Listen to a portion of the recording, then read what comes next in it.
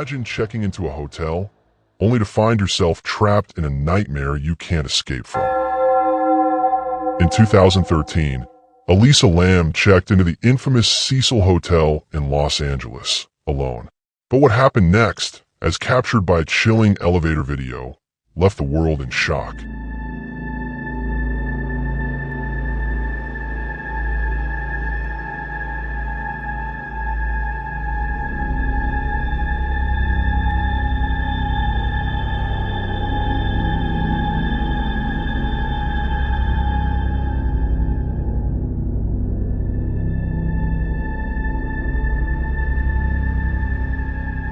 She was seen acting in ways no one could explain, talking to someone who wasn't there, hiding from an invisible force.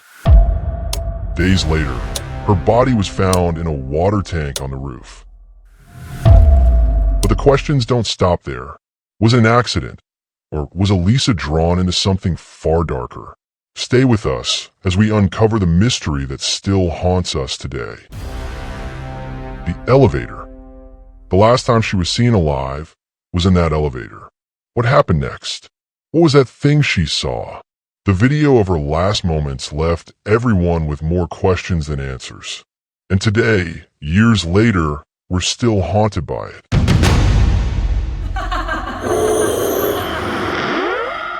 But let me ask you this. What if something far darker was at play here? It was February 2013, when a story would emerge from the shadows that would chill the world to its core. It wasn't the first time something strange had happened in Los Angeles, but it was the first time it would happen in a place like this. The Cecil Hotel. It's been known by many names, but it's most infamous for its haunted history, its dark past, and the twisted mystery surrounding it. This is a place where the line between the living and the dead seems, well, thinner than most. But it wasn't the ghost that took Elisa Lam. It wasn't some angry spirit from the hotel's tragic history. It wasn't even a tragic accident. Or was it?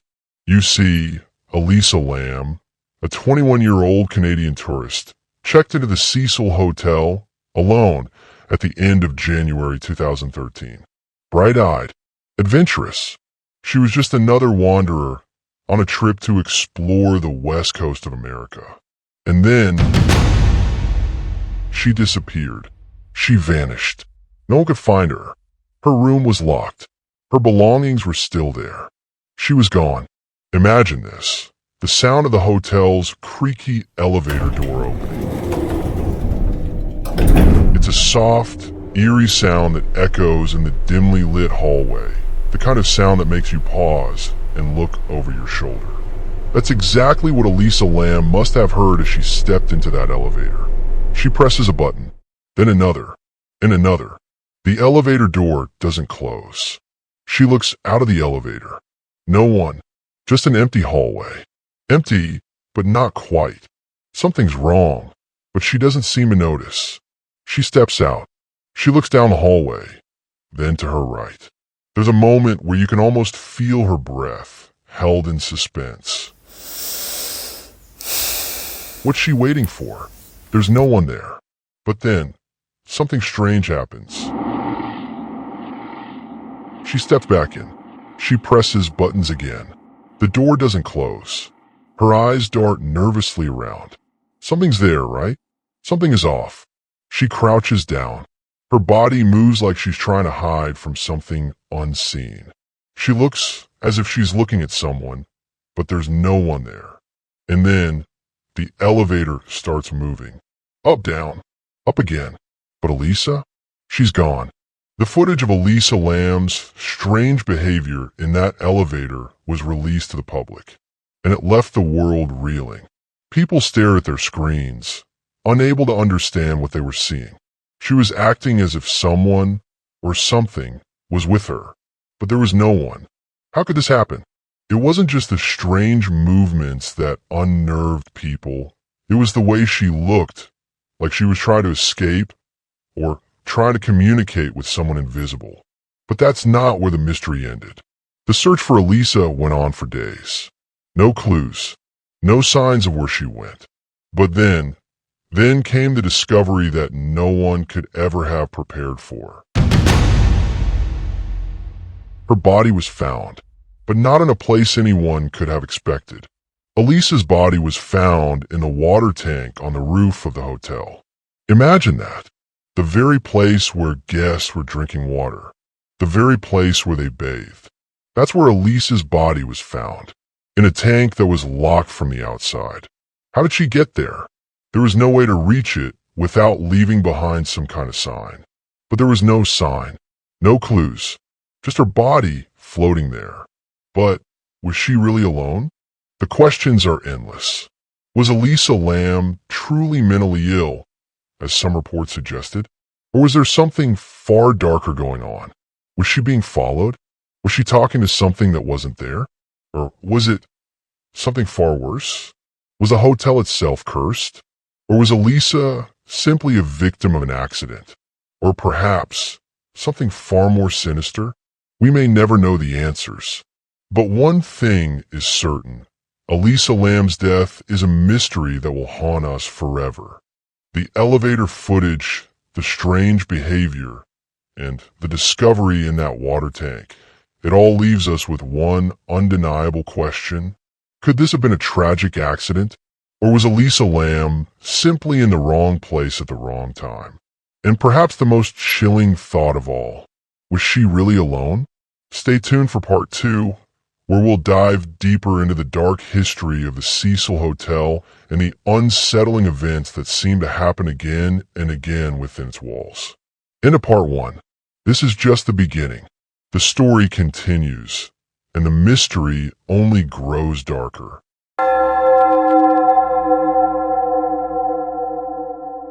The hotel's haunted past. There's something about the Cecil Hotel that doesn't sit right. Something ancient. Something that refuses to stay hidden. What if Elisa Lam's death wasn't the first? And what if it wasn't the last? Before Elisa Lam stepped foot into the Cecil Hotel, there was already a long trail of tragedies that had plagued its halls. Imagine walking into a building with walls that seemed to breathe. The kind of walls that had witnessed so many deaths, so many lost souls, that they almost felt cursed. The Cecil Hotel wasn't just any hotel. In fact, it had a reputation that stretched far beyond its elegant facade. Behind the grand entrance and the quiet lobby was a history that was dark, tainted, and terrifying. But let's go back, way back. The hotel opened in 1924 in the heart of downtown Los Angeles. It was designed to be a luxurious, upscale place for travelers to rest as they passed through the bustling city. But soon, it would transform into something much more sinister. Over the decades, the hotel would become a place where people went missing, a place that drew in the troubled, the lost, the desperate. And then there was the infamous connection to serial killers. As you step into the lobby, you'd probably notice the eerie quietness. You'd hear the faint hum of the lights above and the slow, creaky steps of the old wooden floors beneath you. It's strange, almost like the hotel is holding its breath, waiting for something to happen. In the 1940s and 50s, the Cecil's reputation grew darker. Over the years, guests checked in, but they didn't always check out. Perhaps the most chilling stories come from the deaths that occurred within the hotel. A string of suicides, disappearances, and unexplained deaths began to add to the growing lore of the hotel. But it didn't stop there. In the 1980s, the hotel was linked to none other than Richard Ramirez, also known as the Night Stalker, one of the most notorious serial killers in American history. It was said that Ramirez stayed at the Cecil while committing his crimes, roaming the streets of Los Angeles in the dead of night, returning to his room in the hotel each morning with blood on his clothes. Imagine that for a moment, walking down the same halls, passing the same rooms that a killer once roamed. And then there was the other infamous figure, Jack Unterweger, another serial killer who stayed at the Cecil in the 1990s. Two killers, one hotel, and neither seemed to have left. But the story doesn't end there. There was something else about the Cecil Hotel, something almost supernatural. Guests reported hearing footsteps when no one was around. Some claimed they felt a cold chill in their rooms, even when the air conditioning wasn't on. Others said they'd hear knocking at their doors in the middle of the night, only to find no one there when they opened it. The atmosphere was thick with something otherworldly. It wasn't just a hotel. It was a magnet for the lost, the souls who were drawn to it, but never quite left. Climactic turning point. As the years went by, the building's reputation continued to spiral downward. Eventually, the hotel's name was changed to stay on Main in an attempt to distance itself from the dark past it could never escape. But the damage had been done. The ghost of its former self still lingered. The hotel remained a symbol of tragedy, a place where the veil between life and death was never truly thick. And then came Elisa Lam. What was it about her that brought her here? Was she just another young traveler drawn into the sinister pull of the hotel? Or did something about the place call to her? And what happened in those last moments of her life? Did she feel it too? The thing that made people disappear? We'll never know for sure. But what we do know is that after Elisa Lam, the hotel would be etched into the memories of all who knew the story. But let's pause here for a moment. Was Elisa Lam just another victim of the hotel's haunted past? Or is there something else? Something dark lurking beneath the surface? Could it be that the Cecil Hotel itself was the thing that drew Elisa in? Or could it have been something or someone that still wanders those halls, unseen, whispering to the lost souls who wander inside? It's almost as if the hotel was waiting for her, and it got what it wanted. But what about the others? The ones who stayed before her? The ones who stayed after? Are they still there? Stay tuned for part 3, where we dive deeper into the disturbing aftermath of Elisa Lam's death, the strange coincidences, and the terrifying secrets that still linger around the Cecil Hotel. The chilling truth continues to unfold. But what is the final, horrifying revelation we're about to uncover? The aftermath and the unanswered questions.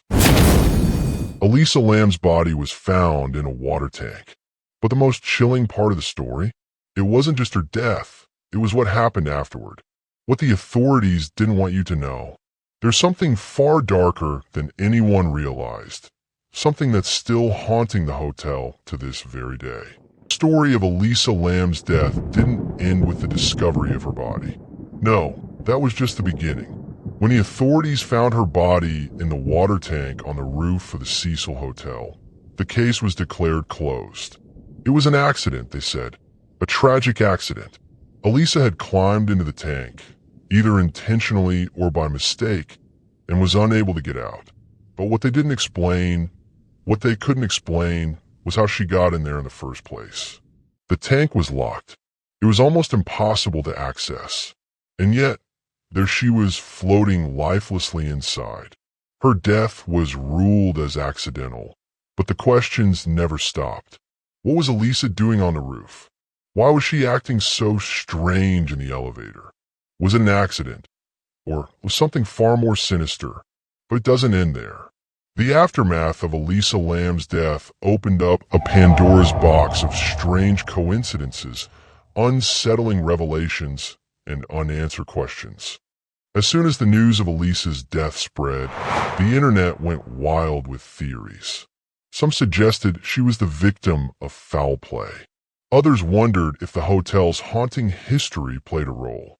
Some even speculated that Elisa had fallen into some sort of psychological breakdown, brought on by the stresses of her travels or the hotel's eerie atmosphere. But no one seemed to consider one thing. What if the hotel itself was the cause of her behavior? What if the Cecil was far more than just a hotel? What if it was something alive? You see, some visitors have claimed they felt the hotel's oppressive energy. The air in the hallways was thick, suffocating. The lights flickered constantly. Some said they felt something watching them when they walked the halls. Is it possible Elisa Lam's strange actions weren't her own doing? Was there something, or was someone else manipulating her every move? Let's pause for a moment and think about the facts. Elisa Lam checked into the hotel alone, but she wasn't alone in that elevator, was she? No, something was with her. Something unseen. And then there's the footage, Elisa in the elevator desperately trying to get away from something. Something that wasn't there. Something that only she could see. What if it was the hotel itself, playing tricks on her mind? But the mysteries don't stop with Elisa's strange behavior. After her death, more unsettling discoveries started to surface. For one, guests who stayed at the hotel after Elisa's death reported strange occurrences. People spoke of hearing whispers at night, of things moving in their rooms when no one was there. Some reported feeling a cold presence watching them, especially in the hallways near the elevator where Elisa had been seen. In fact, there were too many stories of strange happenings to be ignored. It was as if the hotel had become a magnet for the supernatural, a place where the living and the dead existed side by side. And then, there was the bizarre connection between Elisa's case and another tragedy that happened years earlier. In 1962, another woman, a guest at the Cecil Hotel, was found dead in her room. Her name was Pauline Otten, and her death, like Elisa's, was ruled as a suicide. She had jumped from the window of her room, landing on a passerby below, killing them both. Coincidence? Perhaps. But what if there was a darker force at work? Was the hotel somehow connected to these deaths? Was it causing people to spiral into madness, to take their own lives? Could it be that Elisa Lam wasn't just a victim of her own mental struggles, but a victim of something much more sinister? As the world became obsessed with the case, more questions kept popping up. What if Elisa Lam's strange behavior wasn't just an isolated incident? What if there were others? Others who'd been drawn to the Cecil Hotel, lost in its twisted grip. The hotel's history is a timeline of death and madness. From serial killers to suicides to disappearances, there's a common thread that runs through it all. The hotel itself. It's as though the hotel is a magnet for death, a place that attracts broken souls. Elisa's case isn't just an accident. It's a part of something much darker. It's not just a hotel. It's a haunted hotel. And Elisa? She was just one of many lost souls who've walked through its doors. Powerful closing with open-ended question. So here we are, left with the same chilling questions that have haunted us since Elisa Lam's death. Was she just another victim of her own mental illness? Or was there something else at play? Was it the hotel? Was it cursed? Or was Elisa caught in a web of forces beyond her understanding? Forces that we're only beginning to comprehend. But perhaps the most unsettling question of all, what happened to her after she died? Could it be that Elisa Lam is not the only one still wandering the halls of the Cecil Hotel? Is she still there?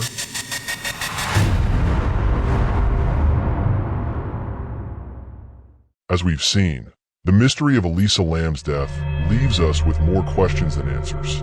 Could it have been a tragic accident? Or was there something darker at play? If you found this story as chilling and mysterious as we did, don't forget to hit that subscribe button. Stay tuned for more haunting stories, real-life mysteries, and the unsolved cases that will keep you up at night. Subscribe now, and join us as we dive deeper into the unknown.